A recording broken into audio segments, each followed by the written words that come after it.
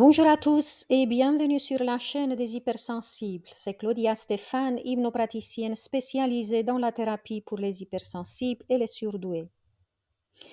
Les vacances sont terminées et on retourne à nos préoccupations d'avant, à notre train-train habituel, à nos programmes qui nous créent constamment des tracas. On voudrait s'en défaire, on voudrait mettre fin à tout ce qui nous embête pour être enfin tranquille une bonne fois pour toutes. Mais on ne sait pas ni pourquoi ça nous arrive, ni comment arrêter cette roue infernale. Eh bien, aujourd'hui, j'ai des réponses pour vous, mais d'abord, j'aurai une question très importante à vous poser. Vous rappelez-vous quelles étaient vos bonnes résolutions en début de l'année? Qu'est-ce que vous avez réussi à accomplir donc? Vous pouvez faire pause si besoin sur la vidéo pour y réfléchir. Est-ce qu'il vous reste encore des choses à réaliser? Avez-vous toujours ces souhaits que vous avez faits au 1er janvier? Avez-vous peut-être d'autres qui se sont rajoutés à votre liste? Si votre réponse est oui, eh bien cette capsule vous apportera des éclaircissements et un boost de courage aussi. J'écoutais aujourd'hui une vidéo de Bob Proctor. Lorsque je fais ma séance de sport, je formate mon inconscient aussi, car je travaille toujours sur moi et je le ferai toujours. Je vais donc partager avec vous quelque chose de très important. C'est le concept de paradigme dont Bob Proctor a énormément parlé. Je vais résumer ça pour vous. Il appelle un paradigme l'ensemble de croyances, d'habitudes et de comportements profondément enracinés dans l'esprit subconscient qui influencent et contrôlent tous les aspects de notre vie. Il décrit le paradigme comme un programme mental qui dicte notre logique, notre perception des situations, notre efficacité et même notre potentiel à réussir financièrement.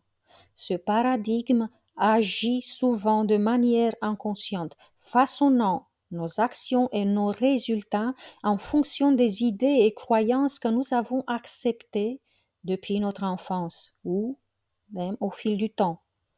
Qu'est-ce que cela veut dire concrètement? Je vais vous donner donc quelques exemples pour que ça soit plus clair. Grâce à cela, vous allez pouvoir voir plus facilement vos propres paradigmes.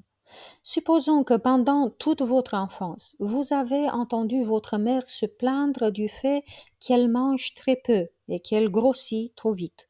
Vous avez associé ces phrases répétées de nombreuses fois à l'image de votre mère qui avait des rondeurs ou juste un gros ventre. J'ai entendu récemment cette histoire-là et je détecte le paradigme dont Bob Proctor parle. Il s'agit du paradigme de la croyance qui agit comme un programme téléchargé dans votre inconscient et qui fait que vous grossissez vous-même très vite.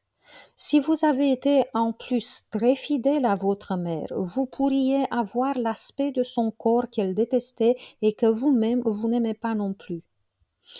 Je prends un autre exemple. Vos parents avaient l'habitude de se plaindre de leur salaire trop bas, peut-être, de leurs prêts hypothécaires ou de l'inflation. Bref, vous les avez entendus souvent se plaindre du manque d'argent.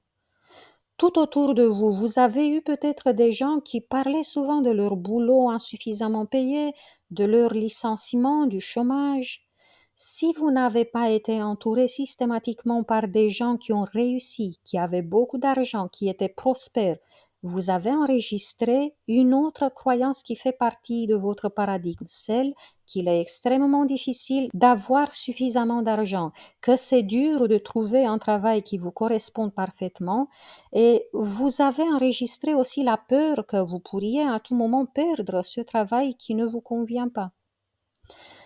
Un autre programme qui pourrait faire partie de votre propre paradigme pourrait être celui des échecs dans les relations de couple. Si vos parents ont divorcé, s'ils se disputaient sans arrêt, s'ils vivaient tous les deux en enfer, votre programme est similaire.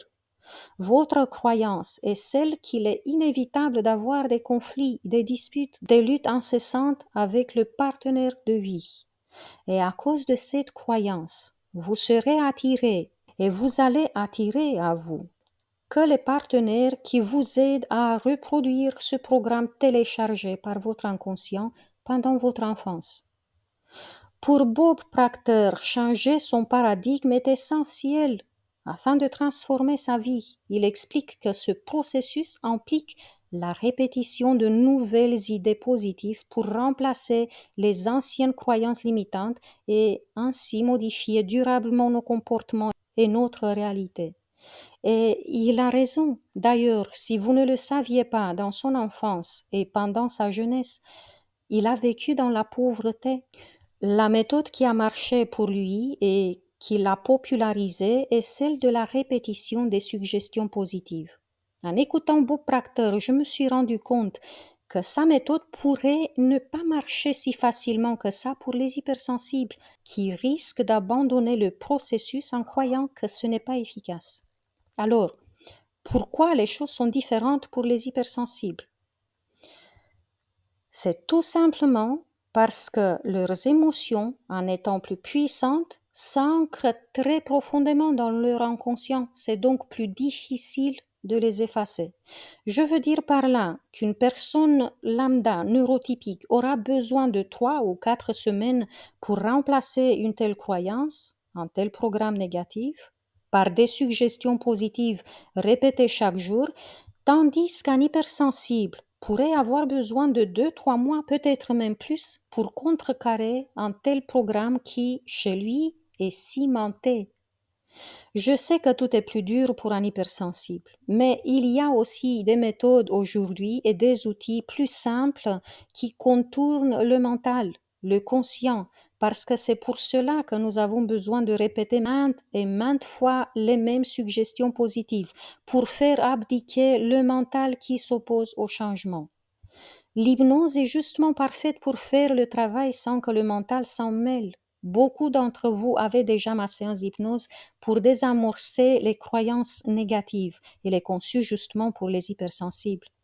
Vous avez l'occasion, si vous avez cette session, de repenser à ce paradigme qui est le vôtre et qui contient une multitude de programmes, de telles croyances enfermantes. Vous pouvez identifier les problèmes, ces tracas que vous avez retrouvés après les vacances et voyez le programme qui les a produits. C'est sur cela que vous pouvez travailler en réécoutant la session d'hypnose. Et si vous n'avez pas cette séance, je vous laisserai le lien dans la barre d'infos. Elle pourrait même s'afficher en ce moment à l'écran. Vous avez encore 4 mois jusqu'à la fin de l'année et le temps suffisant pour mettre en marche les projets que vous vous êtes fixés en début d'année.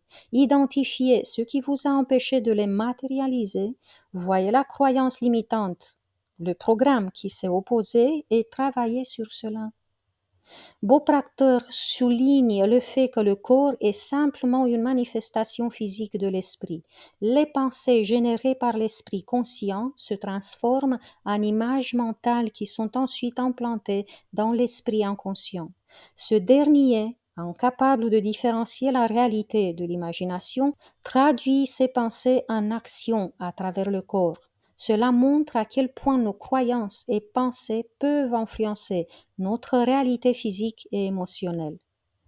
La plupart des gens sont prisonniers de leur paradigme sans même en être conscients, ce qui explique pourquoi ils obtiennent les mêmes résultats encore et encore. Cependant, il est possible de changer son paradigme, comme je le disais, que ça soit à travers la répétition d'idées positives et constructives ou à travers la PNL, l'hypnose et d'autres. Ceux qui réussissent ont consciemment ou non réécrit leur programme mental.